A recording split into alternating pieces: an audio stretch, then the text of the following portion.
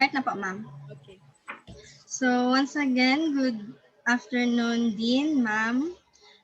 We will be presenting to you our research, which is entitled Roles of Public Health Pharmacies Towards Antibiotic Stewardship.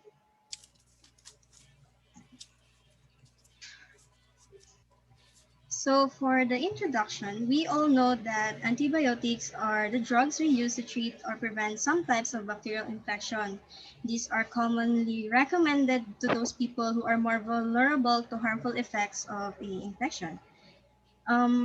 Because nowadays these drugs are commonly misused or abused, it um, uh, it developed resistance to these drugs, and that resistance is called antibiotic resistance. According to WHO, it is one of the world's most pressing public health. It happens when germs are no longer respond to the antibiotics designed to kill them, or which we can say that they develop immunity against these germs. It occurs naturally, but due to the misuse of these drugs, antibiotic drugs, like what I have said, it accelerates the rapid progress of this situation or infections. And then, so with regards to the situation, the government developed a program which is called Antimicrobial Stewardship Program to combat this microbial response. Antimicrobial stewardship is is a collective set of strategies to improve the appropriateness and to maximize rather the adverse effects of antibiotic use, including resistance, toxicity, and cost. Then one of we call sectors who take part in this program are the public health pharmacists, which has escalating their roles beyond dispensation and distribution of medicines, such as health supplies in a community. They provide many services to the public health that may include pharmacotherapy or the treatment of different disorders or diseases, provide care and prevention measures. They are also involved in health policy development, emergency and humanitarian response, since they are in the field some of the times, and they also help in research.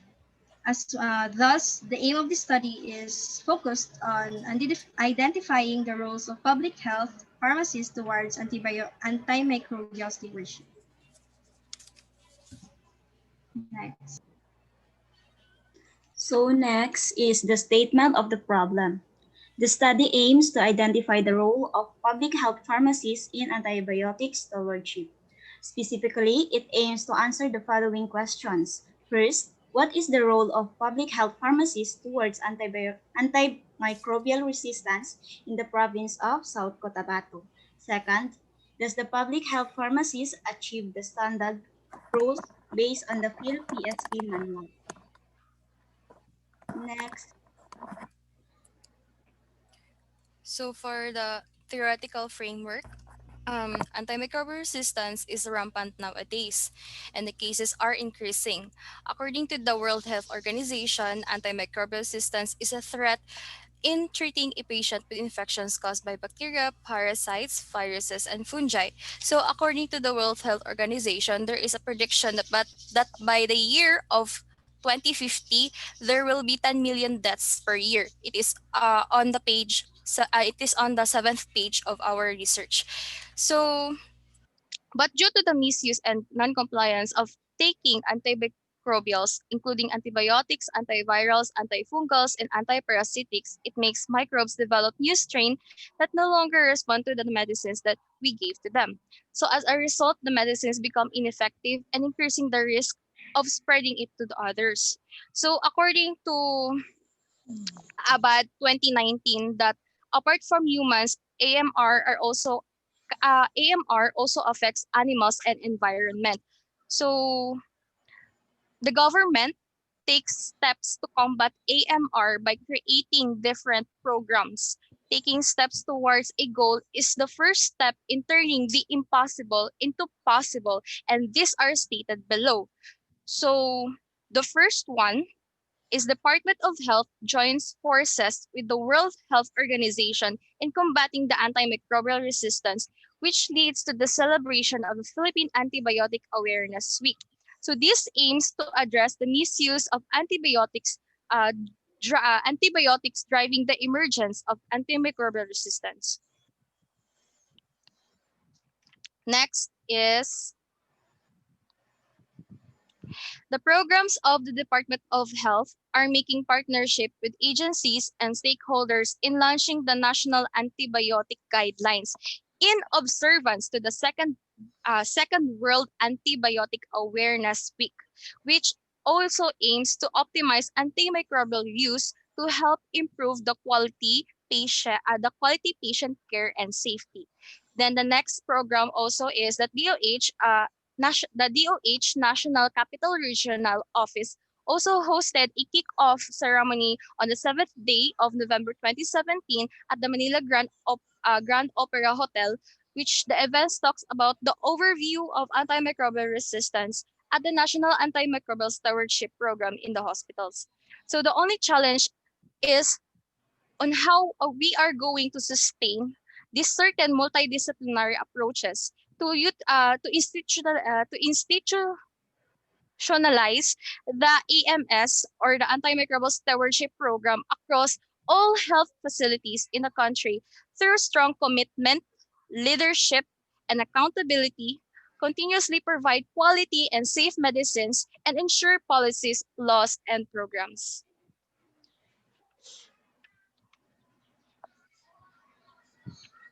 So next is our conceptual framework. So the conceptual framework of our study shows the important roles of public health pharmacies with regards to the antimicrobial resistance of a drug in relation to how the participants educate Mhm. their patients in the proper way of using their medicines, specifically the antibiotics. So the first box of this conceptual framework pertains the independent variable, which is the antibiotic stewardship. And the second box is the one that is being measured based on the independent variable, which is the roles of public health pharmacies.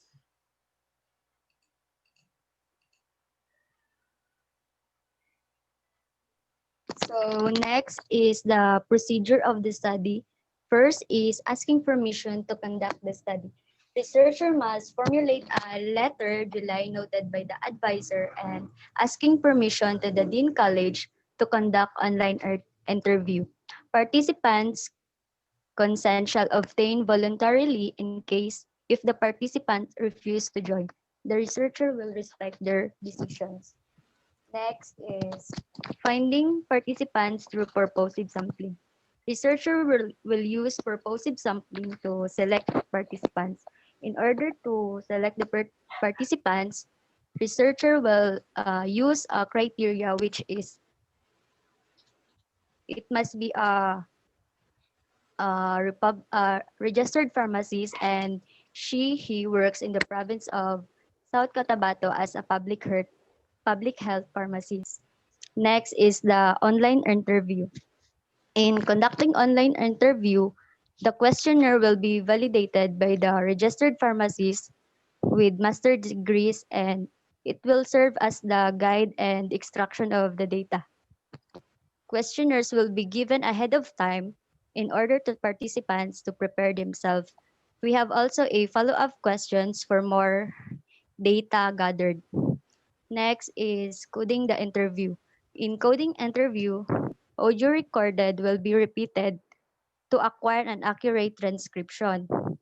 This will be served as guide in typing transaction in the Word document. The researcher will narrow down the result and manually type in the Word document. Next is using the 7 steps in Collazy method. Collazy method has 7 steps, which is first is familiarization. The researcher must familiarize their data. Second is identifying the significant statement of the data. Third step is formulating meaning. Fourth steps is clustering themes. Fifth step is developing description. Six is producing fundamental structure, and the last steps for collaging method is seeking verification of the fundamental structure. And the last step is implement evaluation and implementation of the data results. So that's all.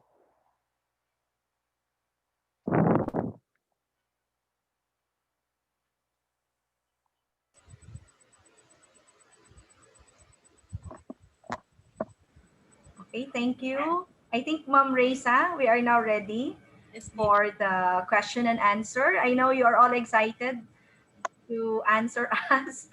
We'll make some clarification. No, I would like to inform the proponents that your panelists are here, not to provide you with guidance on how to improve the paper. So nandito kami para ma-improve lalo yung paper ninyo, no? Hindi para lagi na lang kami tinatanong, no? But then you need to accept no all those suggestions given no, para lalong gumanda pa yung papel ninyo. So I think one of the question is why you are so interested really with antimicrobial stewardship. No, among all of those different problems arising nowadays, why is it antimicrobial stewardship? Miss Claire? First, ano ma'am, it is very ano din sa amin, interesting knowing the fact that AMR for us student is not that quite known po. As we conduct our studies kasi ma'am, we discover a lot of interesting fact about antimicrobial, how it develops, how it started and everything. So it really catches our attention, and knowing that there are a lot of people who are experiencing this and we are not aware of their suffering. So that's what we find interesting about this topic.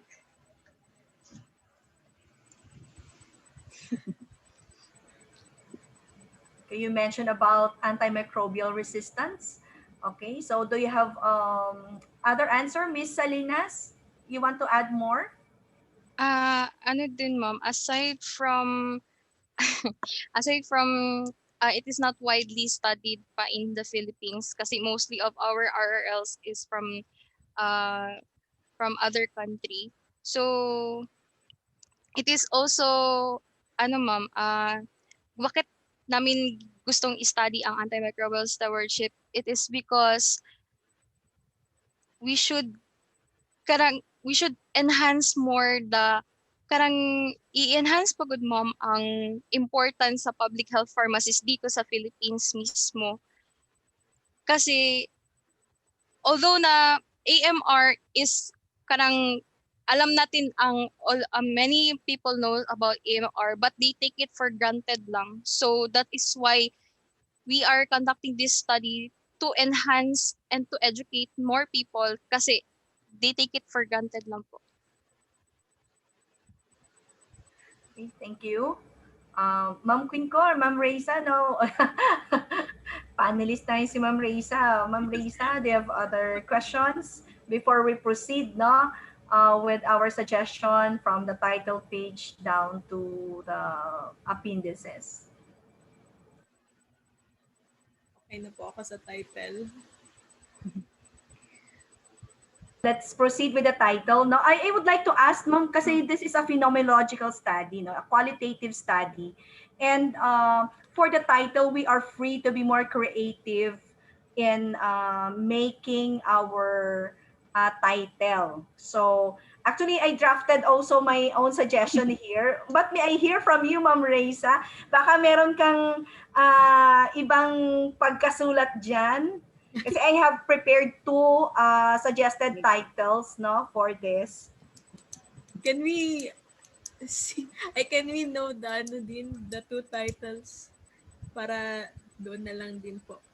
Oo. Kasi usually, no, in qualitative researches, hindi natin ilalagay talaga dito na roles of public health, yung roles of public health pharmacists. Kasi i-extract pa natin yung data, no, coming from them. Pwede nating gawa ng paraan. Doon na kasi yan mag-a-appear, no, na kung gusto natin ma-extract yung specific roles being performed by pharmacists doon sa guide questions natin. Kasi later on with the SOP, we'll be having only one grand tour question na lang, no? Para to simplify.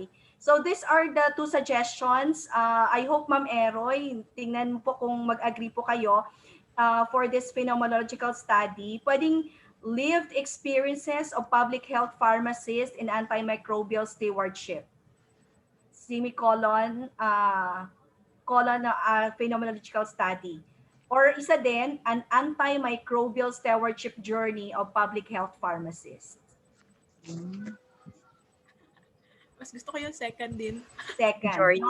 Kasi ang ano naman sa quali, kasi pwedeng ano, iba, to make it na ang pagkaano natin, pagkasulat natin. May Not free formal. will tayo. Unlike with quanti na kailangan, andyan talaga lahat ng variables. No? So sa quali, so okay na Ma'am Queen ko?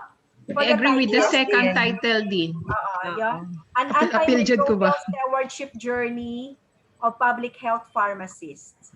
So doon na lang lalabas yan yung mga roles niya later no with guide questions. No, I have some suggestions later. Okay, so we're done with the title. Next page tayo. Actually, maganda yung study nyo. Interesting. Gustong-gusto ko talaga itong study ninyo. So you lack lang in the preliminaries. No, I haven't seen your table of contents, acknowledgement, sample, approval sheet. Wala. Okay, so proceed tayo sa introduction. Okay, Ma'am Reisa and Ma'am Pinko. Sige, ako muna, Race. Actually, I have a follow-up question no, regarding sa yung sa ask ni Din kanina. So you have chosen antibiotic stewardship. What about the practice area? Why have you chosen public health pharmacies? We all know that the antibiotic stewardship started talaga in the hospital. No? Sila yung pilot talaga ng DOH. But why have you chosen no, as your respondents or the main focus of your study not to be conducted among public health pharmacists?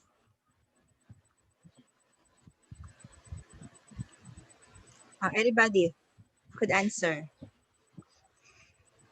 Ma'am, we chose the public health pharmacies since hindi masyado well known yung public health pharmacies kung ano yung ginagawa nila sa sa in the government, tapos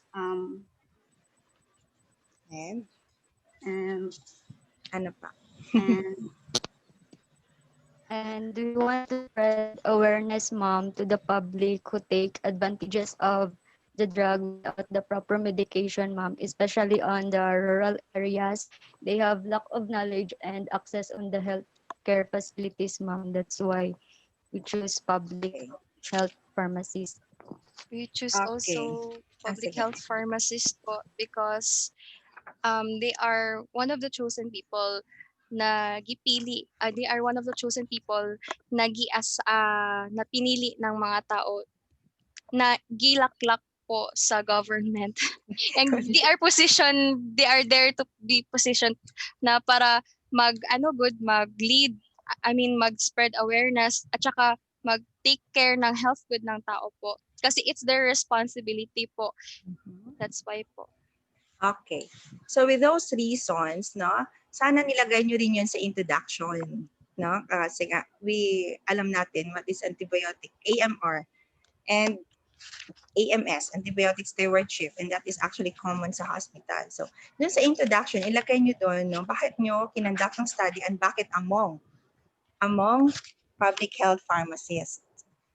Okay? May I suggest, no, paki-include nyo dun sa introduction, hindi nyo actually dito na made mention na about public health pharmacists. Andun na lang sa sa aims of the study nyo gi-mention about ang public health pharmacists.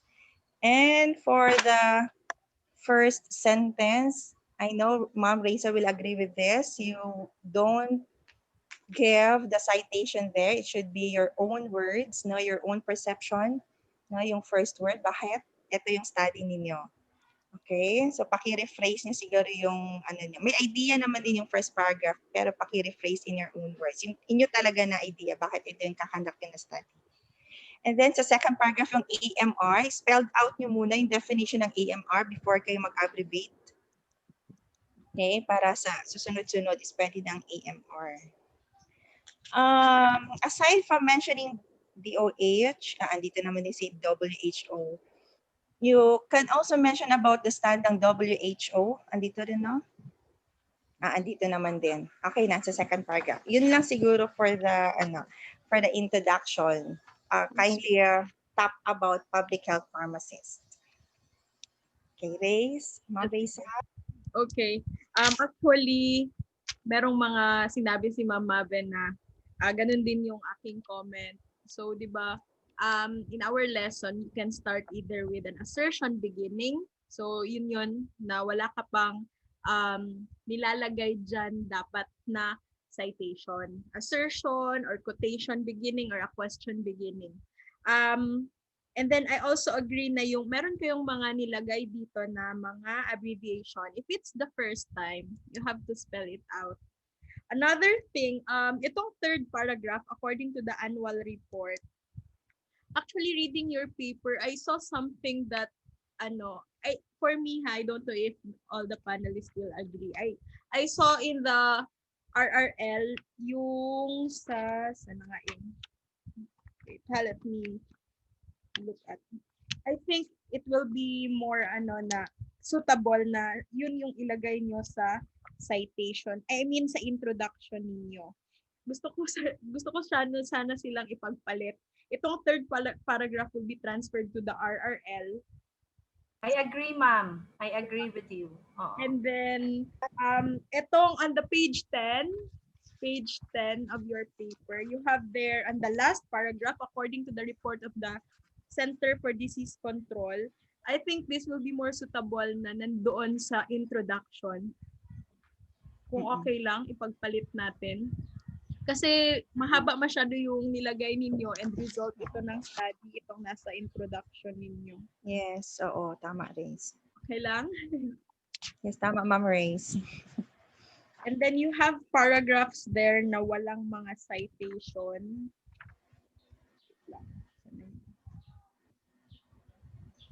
Itong as of now, the increasing page 2, as of now, the increasing of antibacterial resistance, you don't have citation there. I think that's all po for the introduction. To add on with that paragraph pala, Ma'am Race, no, as of now, the increasing rate, siguro yan, the increasing rate of antibacterial resistance. What is increasing there? The rate of, no? The increasing rate of antibacterial resistance. Ayun lang, padagdag pala dyan.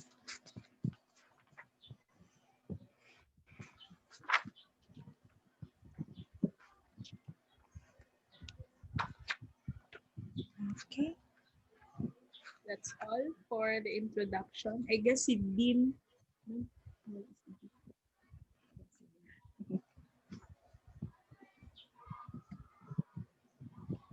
Nakuha yun. Do you have clarifications? Wala. Okay. Next na ma'am. We'll wait for Dean. Hello, wala si Dean. Something. Wait lang, sandali. Nag-ano pa ako sa security. Okay, sige po. Okay.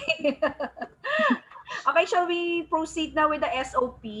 Now with the qualitative researches, may free will naman po tayo, no? You have the freedom to omit SOP instead purpose of the study. Pwede na nating state na this study aims to explore the lived experiences of public health pharmacists in antimicrobial stewardship. No? So pwedeng gano'n na lang siya. Hindi na siya SOP. No? Kasi more an explorative kasi tayo. So instead of SOP, ano na lang. Okay lang ba sa inyo? No? Purpose of the study na lang ilagay natin. This study aims to explore the lived experiences of public health pharmacists in antimicrobial stewardship. So yung mga questions, no, ay the two questions here, ilalagay na natin specifically, no, with the guide questions when you will be conducting your interview. Kasi tiningnan ko sa appendices, wala kayong guide interview. lalabas na itong mga role na to doon, specifically doon sa guide questions. Pero may question na ako, no, kasi looking into the RRL, and also nagbasa din ako about AMS, no, antimicrobial stewardship sa mga hospital. There are several elements like leadership, policy, surveillance, action, education, and performance evaluation. In your RRL, merong PPSP doon na itong apat na role nila: assessment, health information activities, support to policy development, and contribute through pharmacy practice research. Yun yung tanungin ko, kung ano yung gusto nating maging framework. Bali, kumbaga yun yung maging guide natin sa ating mga guide questions later on. No, sa pag-draft ng guide questions. Ma'am Eroy, ano ba Yes, yung Din. ano natin? Kasi sa PPS, sa public health, Mm. merong na-mention doon sa RRL, Competency. itong apat, or Yes. Din, ang study nila is, we appreciate your suggestion, no, with the title. I just have one question doon sa SOP wherein we will be talking about the lived experiences. As far as I understand, Manggod, if we talk about lived experiences, we will be shooting all areas of a public no, of ma'am. a hospital, public Hindi po health siya, ma'am. pharmacist. Hindi po siya, ma'am. Kasi So yung gusto ano ko ang po is i-discuss about sa lived roles. That's why experiences I'm din? asking you. That is why I'm asking you. Join. Meron tayong certain framework na i-follow. Kaya Okay. nga gusto ko, I have Mm. read in the RRL yung apat na roles na yon. Okay. Kasi doon So yung basis nila, pag mag-draft kayo ng guide questions, like for example, assessment, ano yung mga guide questions na natin, gagawin in relation to assessment. So like that for will be example, based sa ano na din? meron akong sample guide question kung mag-base tayo sa PPSP doon sa RRL. Isa sa mga guide questions like about assessment. How did you gather relevant information in the community about antimicrobial resistance? So yun yung sa mga tanong nila sa ilang Competency respondents one. or participants. Pagdating naman doon sa dissemination of information, ito yung sample question na pwede, guide question lang nila. What are the strategies you employ in disseminating correct information about antimicrobial resistance? No, kasi Okay. mag-explore kasi tayo. Okay.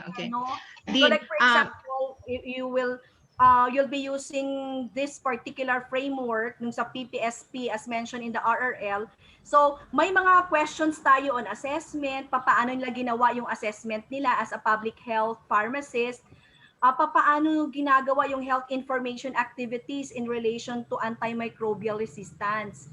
No? So, kaya nga may tanong tayo dyan kanina na, like for example, health information, how did you provide information to the public in relation to ganon. So, okay, Din, pag-explore kasi then maraming na yan sila, lalabas na yan doon sa results kung ano yung ginawa nila doon sa role nila na ganon. okay, Din, when we use the word live, are we referring, do we have the same meaning? If we use the word live experiences, are we only referring to the competency standards which we are targeting sa study na ito? Are we only talking about the competency standards? Kaya ang PhilPSP din has a competency standards intended for the different practice areas in pharmacy, community, public health, hospital. So ang tanong ko lang doon din, if we use the word lived experiences, does it mean na we are only targeting the competency standards of the public health pharmacies as stated by the PhilPSP, Philippine Pharmacy Practice? Dili na pakasali tong other experiences nila. Let's say for example, salary satisfaction or performance, ano pa ba ang personal ba? So tama lang ba ang pagkaintindi ko na pag live experiences, only the competency standards set by the Philippine Pharmacy Manual? I think Kasi dito ma'am Ma'am Reza, dito kasi ma'am sa ating statement ma'am, live experiences nila in antimicrobial stewardship. So focus. O, ano yung experiences nila na naka-focus sa antimicrobial stewardship? That is why I'm asking also the group and even no sa inyo kung anong gusto ninyong framework kasi ano man ito, mga pharmacist man ito, para yun yung maging guide natin sa pag-formulate or pag-draft ng mga guide questions. Kasi when we extract already responses coming from the proponents, pag sinabi natin, oh, yung based doon sa PPSP na ito yung mga role ng mga pharmacist, as public health pharmacist, but in relation, kaya meron tayong ano doon, ma'am, sa dulo natin. So when we're talking about dissemination of information, may sa dulo tayo niya how they disseminate information in relation to antimicrobial resistance. Okay. Oo. Sige. Doon lang sila mag-focus. Kasi kung Okay. general siya, mag-extra ka iba-iba, no? Pero kung mag-focus lang tayo na like for example, ano yung mga strategies ginawa nila? So maka-explore tayo doon, maka-extract tayo iba't ibang mga strategies na ginawa nila. Okay, sige. So lalabas na yan doon sa results kasi hindi kasi tayo pwedeng magdikta, no, especially in Peno, hindi tayo pwedeng magdikta kung anong pwedeng maging result. So mas ma-appreciate natin doon sa result later on, na kaganda pala, ang dami-dami pala nilang ginagawa. So pag for example, in dissemination of information, paano nila in-educate? So yung iba nagbibigay ng iba-ibang strategies nila, so lalabas po doon. So hindi pa natin alam kung ano maging result doon, pero at least sa guide questions natin, meron na tayong okay, we focus more on dissemination. Anong ginagawa din naman nila about assessment, sa policy making, ano ba sila, nag-involve ba sila sa mga organization o ano. So mag-extract lang yan kay free man sila to give their responses. Parang ganon, ma'am. Pero Yes. may ano lang, may limit lang na ang focus would be on the role towards AMR. Antimicrobial stewardship po, ma'am. At yan sa guide questions po natin, automatic, lahat naka-focus doon. Yung gusto ko lang maano sa inyo, sa mga pharmacists, ano ba, like for example, kasi sa nursing, no, meron silang nursing na assessment down to implementation, and then may mas specific competencies, no, may 3 specific competencies like in research, in leadership and management, and ganyan. So sa pharmacist, itong PPSP lang kasi nakita ko sa RRL, baka may iba pa. So are we not going, Dean? Are we not going to set the standards from PhilPSP lang? Kay si PhilPSP enumerates specific roles of the public health pharmacist. Pero mas So, maganda, are we going... actually, ma'am, mas maganda, ang suggestion ko, mas maganda from PPSP. Kasi gusto natin i-extract yung role nila sa public health nurse. Kung itong role nila sa assessment, paano nila ginagawa ito specifically in antimicrobial stewardship? No? Kasi ito yung competency na dapat nakikita natin sa public health nurse. Like kunyari nagbibigay sila ng health education, 'di ba, or information. So paano nila ginagawa ito in relation to antimicrobial stewardship? Sige. Nakuha mo. Pero I suggest, Ma'am Quinco, PPSP ang gagamitin natin kasi sa Philippine setting naman tayo. And we will be interviewing Ma'am Gabilagon, Filipino pharmacist. Actually, din, this is related to my study. So, aside from yan sa Philippine Association, we have from the DOH talaga na drafted. But mas specific kasi, actually yun din ang sasuggest ko, mas specific kung gagamitin natin yung competency standards set by the association, by the Philippine Pharmacist Association. Mas maganda yun din kasi actually yung sa akin, I have the outcome indicators talaga anchored sa DOH na stewardship program, but that is only for the hospital kasi may involved ng others. Yung sa ma'am, di ba ma'am, yung sa hospital, yung policy, surveillance, action, education, and performance evaluation. Yung binasa mo din, part dun sa study ko, pero that is only applicable kasi sa hospital. Kaya good thing doon, nabasa ko rin sa RRL nila na meron din talaga doon drafted, no, na role na ang mga, drafted role ang mga public pharmacists natin when it comes to AMS. Oo din. Kaya yun, isang-suggest ko rin na yun yung gagamitin. With the 4 competency standards na stated there, doon na lang po tayo magda-draft ng ano nila, ng guided question para structured Oo. din po yung Para at sagot least ng mga later on, makikita natin during the presentation of the results, makikita natin, okay, under assessment, ano yung mga na-extract nila doon. nagawa. So, the proponents, no, itong grantor questions natin and later on sa guide questions ninyo sa appendices na gagamitin ninyo when you do the interview, like for example, in the area of assessment, gagawa kayo niya ng at least 2 to 3 questions under assessment. Titingnan, basahin niyo ulit, no, under PPSP, ano bang ginagawa ng isang public pharmacist when they do assessment, ano yung ginakuha nila, no? Ano yung dapat. So, doon iikot yung mga guide questions natin. Okay. So, clear na yon. Ma'am Kabilagon, agree ka na, ma'am? Yes. PPSP, ma'am. Oo, para guided din ng mga bata sa guide questions nila. Oo. Assessment, ginagawa ng public health pharmacist in antimicrobial stewardship. Okay. Proceed na tayo. Significance. Yes.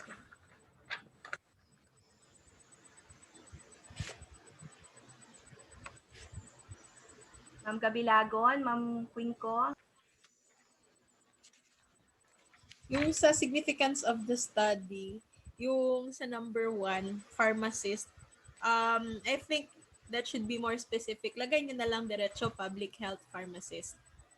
Kasi nilagay nyo pa, this refers to the pharmacist who work on a public health. Diretso na, public health pharmacist.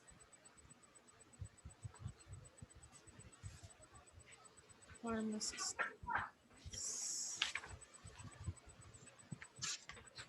Ikaw, Ma'am Mabe.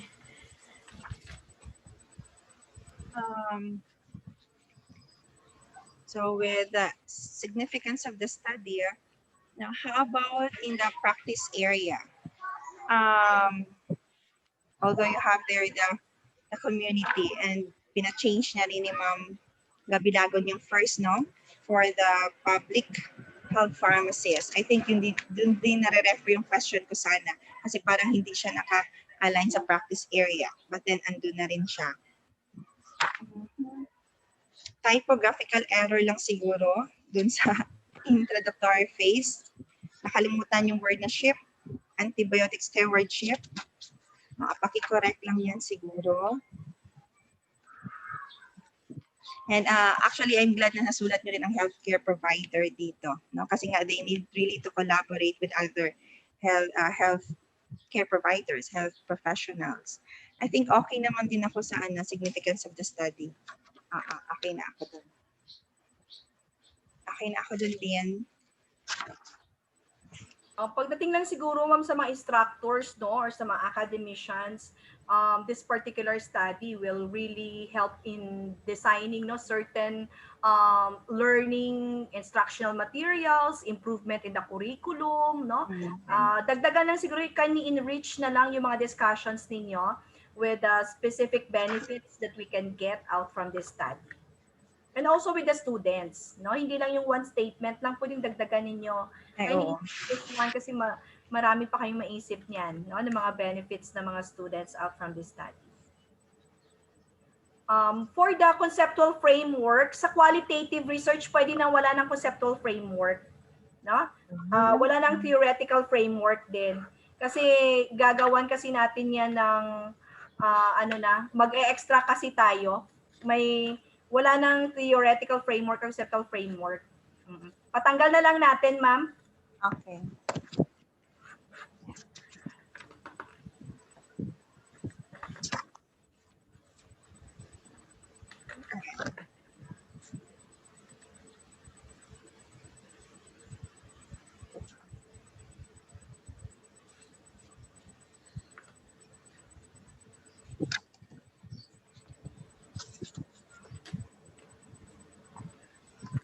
For the scope and delimitation, Ma'am Reza, same lang suggestion ko, January to March. No? Kasi May yan, ano na yan, hardbound na tayo. Okay, aside from that, Ma'am Queen ko, may additional pa kayong ano yan? Mga typographical error lang siguro din. Dapat ba naka-big letter si public health pharmacists? Then pharmacists, hindi lang naman isa. No? Kasi nga respondents. Page 8. Yun lang sa akin din. Sa scope and delimitation. Oo. Kasi napansin natin noon yung focus, yung roles, naka-capital letter ang roles, purposive sampling technique, naka-capital ang ano lang na small letters ng Miss Bless and Miss Moxin, Miss Yes po, Tadibas. ma'am. Okay, for the RRL, Ma'am Raiza. Alam ko maraming nasulat si Ma'am Raiza dyan ba? Sa RRL. Graphical error sa paper nyo na lang tingnan para hindi na natin isa-isahin dito. Kasi sinulat ko po yung lahat ng nakita kong sa typographical errors lang naman. So patingnan na lang sa paper. Balik ko ito sa inyo. For the RRL, yung sa introduction, i-ano nyo lang, exchange lang. And then, meron din ako sinulat dito na mga i-correct nyo lang sa typographical errors. And then, you have some paragraphs here without citations, like sa page 13. So, on the first part, you have the citation. Pero yung sa by giving choice to the prescribers, wala na.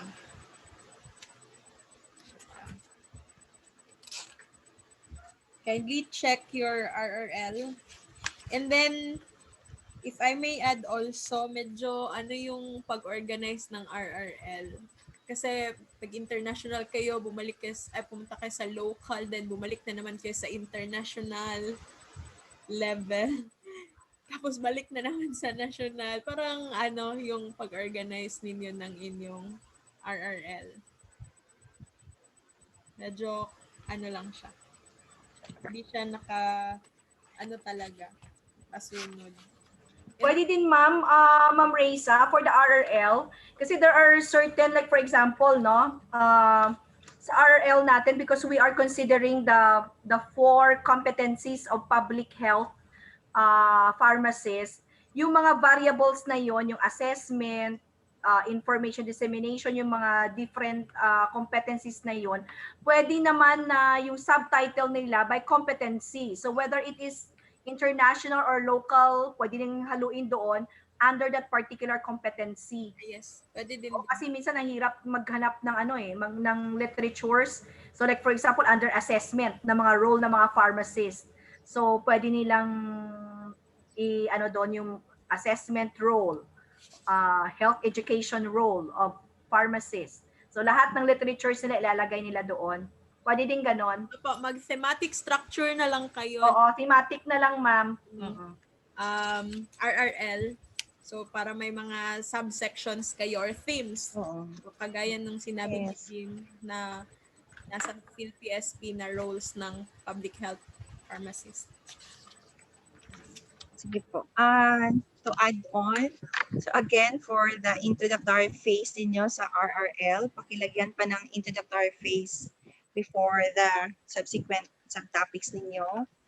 And then, can we require din, Ma'am Grace, to have the subheadings and yung level of headings nila para mas madaling basahin, naka-per headings? Yes. Wala sila, di ba? Hindi sila naglagay. Oo. Yeah. And then for the topic about, kasi ito yung core ninyo, keywords nito sa title, antibiotic stewardship. Can you look for another definition for this? Kasi ang definition nila dito is directly referring to hospital and your study is on public health. No? Maraming definition tayo ng antibiotic stewardship. No, yung vast muna na definition, and then yung second nyo dyan na lalagay na definition is yung pertaining na to public health na area of practice para mas nakafocus kayo doon. Nakuha nyo ba? Okay. Kindly look for another definition ito. And for page number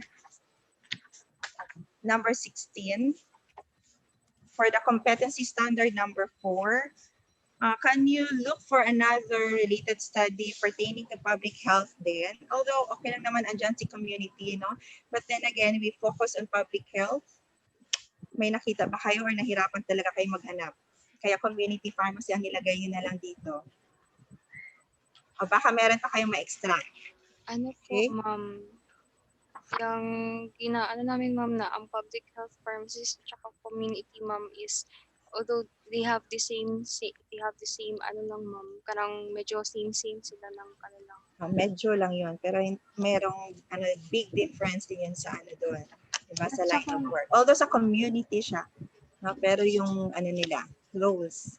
Merong Wala roles na din wala sa kasi community pharmacist and merong roles na andun lang sa public health pharmacist. nag-try naman din kami mag-search, ma'am. Nag-ano na kami sa PSA po yun. Oo, nag-message na kami sa mga government agent. Wala talagang ma'am. Data masyado ang public health. So, yun na lang ang nalagay. So with that, susulat niyo yun sa important significance of the study na wala masyadong RRL, no, related study. So this one is maka-contribute na kayo, no, for references sa study ninyo. Okay, so that would be all, Dian. Thank you. Okay, thank you. Proceed na tayo sa methodology. So for the research design, wala na akong comment doon, no, kasi it was clearly discussed naman yung phenomenological study. So for the research lokal, yun lang ko kasi in general sa South Cotabato, so lahat ng municipalities or pati yung mga cities included, Jensan, Coronadal. Nasa 12 municipalities ba? 9 municipalities ang South Cotabato. So medyo wide yun. 16 lang man sila, public health pharmacies, all in all. Pero okay lang man kasi online man ito, mamabe. Okay lang. Mas Sige. maganda ding regional level din para iba-ibang lang siguro nila, kindly improve na lang kasi ang nila dito yung research local nila, they discuss Jensen doctors. So the local will be region 12, no? So kindly describe region 12 with how many municipalities. Okay, medyo na mislook lang nila itong local, research local. Okay, kindly yan. And then, pwedeng mag-request ako sa inyo, gawa nyo ng map, pero sa appendices lang mag-appear, itong map ng Region 12. As part of your appendices, you can take that from the Google Map, yung klaro, no? May mga municipalities doon, para at least lalong gumanda yung appendices natin. For the sampling technique, okay, so correct naman itong nilagay nyo dito, it's purposive sampling. For the number of participants, usually, ang saturation point natin, no, if we can come up with 8 to 10 participants, okay na yan. Hanggang minsan kahit 8 participants, pag na-saturate na, okay na. So, nasa 8 to 10 participants, baka sobrang dami sa inyo. But I'm asking sa panelists natin, kasi maraming public health pharmacists ngayon na newly hired lang. So can we add certain criteria na at least naka-isang taon lang naman siya as a public health pharmacist? Kasi di ba ngayon, gabi yung hiring kasi ngayon? Oo. Would be, kasi baka 1 year, 2 years. Sige din. But so far ba, meron kayong kilala na public health pharmacist or may prospect na kayo na 1 year over? Kasi baka wala pa silang makuha din. Di ba, So far, have identified how many public health pharmacists yung nasa South Cotabato? ilan sila? 16 po, ma'am. 16. So nakapag-interview kayo initially or Wala pa. 16, Wala pa, so no? okay na yan. Okay na yan number, Hindi, ma'am, kasi pero mga 8 participants, okay naman. So, So, ang tapos number of mag-ano lang sila ng experience isa, nila ma'am, din, from Jensan, magkaroon sila ng pilot testing nila, isang participant. Mag-pilot test, kasi magpa-pilot test muna sila ito. Tapos itingnan nila kung yung mga guide questions nila okay na. Kasi titest natin sa isang participant. So, using your guide questions, para it will be used, yung result, it will be used for the improvement of your guide questions, yung questionnaire na gagamitin. We have lots of public pharmacists na from Janssen Doctors. So, Mga if alumni. from South Cotabato, you can contact Patrick Palmes. So marami sila, madam. Mm-mm. O sa kanila pa lang okay na. Okay. But don't forget, students, meron kayong doon sa ano niyo, magkaroon kayo ng pilot testing. So sampling technique, okay na ito for purposive sampling. Sa research instrumentation, yung sabi natin, okay, you will be having a semi-structured questionnaire that it will be validated, no, ng at least 3 experts. Validate. Pero pwede may isang validator na tayo na public health pharmacist talaga. No? Na isang validator na public health pharmacist, ma'am, for this. Okay lang din walang MS din. Walang MA. Apo. Para at least makita lang nila, ma'am, kung naka-align din doon sa kanilang mga roles. Okay. Oo. Yung mga guide questions. So as far as I So know, usually meron naman tayong ano tayo ng mga at least may dalawang master's degree holder. Pero kung makahanap sila kasi minsan may mga masters, baka may master's degree holder. Mahagilap, no? Ongoing ata ang MS nila, Pat. ongoing pa, wala pa sila ka-graduate. Oo, at least ongoing, at least may alam-alam sila. At mga guide questions na naman yun kasi sila ang mas may alam doon sa mga trabaho nila. At least may makikita lang, ma'am, may mag-comment lang doon. Kahit isa. And then, sino yung teacher ninyo na nag-handle ng community pharma? Public health, sa subject ninyo? Cherry. Cherry. Cherry, very is. Ma'am? Na MA. Di ba, Ma'am Abe, ikaw nag-ano ka din? Nakahandle ako once din with Ma'am Hoover. Sige, ikaw kasi si Ma'am Eroy kasi magdaan na sa kanya as advisor. So, i-edit na yan. Oo. Tapos, pero dun sa pag-ano ba? Oo. Once din pala nakahandle ako to. Oo. Dalawa kayo ni Ma'am Reza. Kasi isang public health pharmacist. Okay na yung mga guide questions, mga validators din kayo at the same time. Okay, for the data gathering procedures, may suggestions ka pa, Ma'am Reyes? Ako, padagdag ko na lang dito yung pilot testing, ha? Or trial, yung dry run ba? Dry run sa kahit isang participant lang.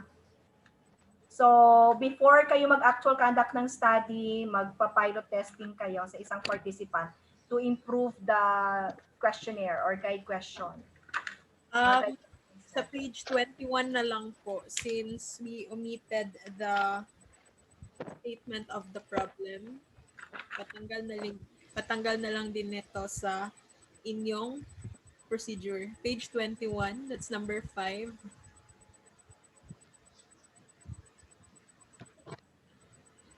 And then, palagay na lang ng citation sa collagen yun na data analysis. Kung saan niyo yan kinuha.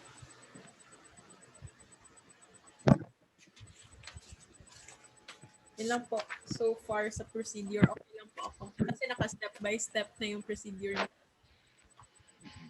And with me din actually mas naka-organize siya. Tanungin natin yung mga proponents, no? Kasi it's a qualitative research and saan na kayo sa topic niyo, Ma'am Reyes? Nasa designs na kayo? Wala pa? Tapos ako sa designs din. Hindi Actually, pa? Tapos na, wala akong meeting sa kanila. Walang klase sa Monday. Oo, so yun na. Itong sa qualitative research kasi, no, dapat alam nila na after extract, no, you will be conducting interview. So, kaya kailangan doon sa appendices ninyo, you have consent na you need to record the interview. Kaya meron din kayong transcriber, but then medyo mahal kasi magpa-transcribe, no? Per interview. Kung gusto nyo, kamukha-mo na lang mag-transcribe.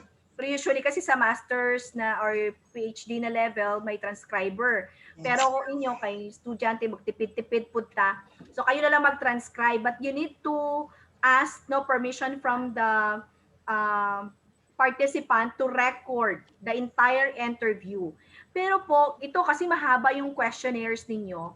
At the beginning, you need to ask them, ma'am, okay lang po ba? Pwede din kasi putulin ninyo yung interview kasi mahaba ang responses nila. Minsan gusto nila 2 sessions. So, first session, yung first 10 sets of questions. And then sa sunod na naman, kasi ang ano natin dyan, hindi dapat mapagod yung ating ini-interview. But there are some participants na gusto nila tuloy-tuloy. So, depende sa kanila. And then you need to offer some breaks ha. Kasi interview ito, medyo mahaba-haba. At madami kayong makatanungan. So, you need to take note of that. So after you got the responses, anong gagawin natin sa result? Yung sa na-record ninyo, so ita-transcribe. So ibig sabihin, verbatimly, it will be transcribed verbatimly ng isang transcriber. Baka yung iba, piso kada word, no? Pabayaran kayo, piso kada word. Ngayon, ano yun, 5,000 words. 5,000 isang participant. Kaya kayo na lang mag-transcribe. So, lahat yan verbatimly, ita-type nyo yan, no? Ano yung tanong nyo, ano yung sagot nila, i-type nyo verbatimly. And then later on, you need to extract it, no? Sabi nito sa next ninyo is you need to extract the significant statements. Yung sa statement sa tingin ninyo na mahalaga talaga. So, yun yung inyong i-extract. So, taking all the significant statements, so, gagawa nyo yun ng meaning. Ano kaya ang meaning nito? No? So, sige, magsasample tayo later on. I can also help, no, assist Ma'am Eroy later on dun sa ano kasi bago pa itong mga quali kasi ng mga researchers. Yan, dalawa yung quali din ha. Sali mo yung isang group. Ano ko na lang din, i-segue. Dalawang quali yung na group itong mga significant statements para ma-guide natin sila kay hindi naman kasi ito familiar sa atin talaga. Yung sa thematic analysis din. Para mas maganda yung themes nila. Yun yung ginawa namin, no? Kaya step by step, ginawa talaga namin yung gano'n. Dapat creative. So, significant statement and then formulated meanings and then kukunin natin yung mga themes. So, magkakaroon ng themes yan. Yung mga common, no, na sinabi nila, gagawa natin ng themes and then may emergent themes tayo. No? Ika-cluster nyo, tapos may emergent themes. Like out of 10, for example, na nakita natin na may mga, ito, parang isang grupo ito sa mga sinabi nila, lahat yan igugrupo natin. Tapos baka meron pa tayong ika-classify natin na parang emergent themes na 4 na lang or 3, no? So, actually napakaganda itong ano ninyo, napakagandang study ninyo. Very bago siya, no?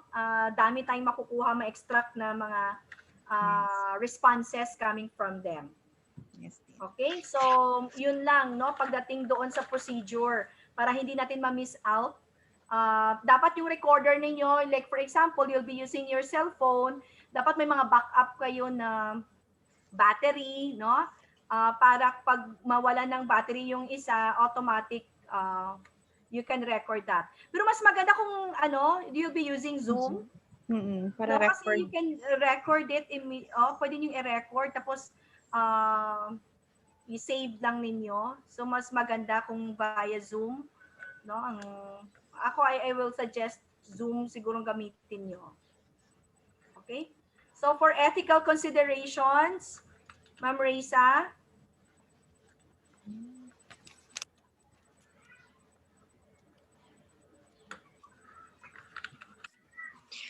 For ethical consideration ba, Race, kailangan natin i-include ang ethics committee, the approval of ethics committee. Meron naman tayo sa school.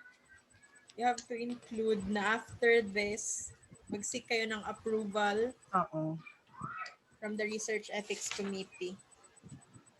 So kasali yun sa appendix din nila, di ba? Yung approval sheet. And then one more question is the format. Kasi mayroong iba na ethical consideration andun sa kalagitnaan and this one is nasa towards the end. Saan mo talaga siya ilagay? Towards the end. Okay. Sige, yun lang. Review the format. Isa siguro na ano ninyo, kindly take note, no, in ethical consideration, especially ito sa mga participants, they will be you will be recording, no, the responses, kung papaano nyo itago, no, ang identity niya, at the same time, although naglagay ka man dito na informed consent, yung confidentiality, that the identity will be protected. Pero yung like for example, yung lahat ng makuha, ma-extract yung responses, no, papaano yung itago yun na hindi na hindi makuha ng iba, no, lalo na i-record nyo yun. So, kindly describe it na lang dito. Okay? So, ma'am, sa appendices, yung sabi natin kanina, no, yung guide questions, sample letters, no, to the participants. So, usually, instead of respondents, ang ginagamit po natin na terminology sa QALY is participants. So, letter to the participants. Kung may transcriber kayo, yung agreement form nyo of confidentiality for the transcriber. Kung willing kayo to pay, medyo mahal. Ayun na lang. Quali, pag lalo na may transcriber ka. Yun ang madugo sa qualitative, ang pag-transcribe. Pero maganda. Wala ito kayong animals. Mga bago, talagang may mga bago kang makuha, no? Ma-extra. Ma-appreciate yan natin pag mag-present na dito sila ng result nila. Okay, so Ma'am Raisa, ready na kami sa breakout room.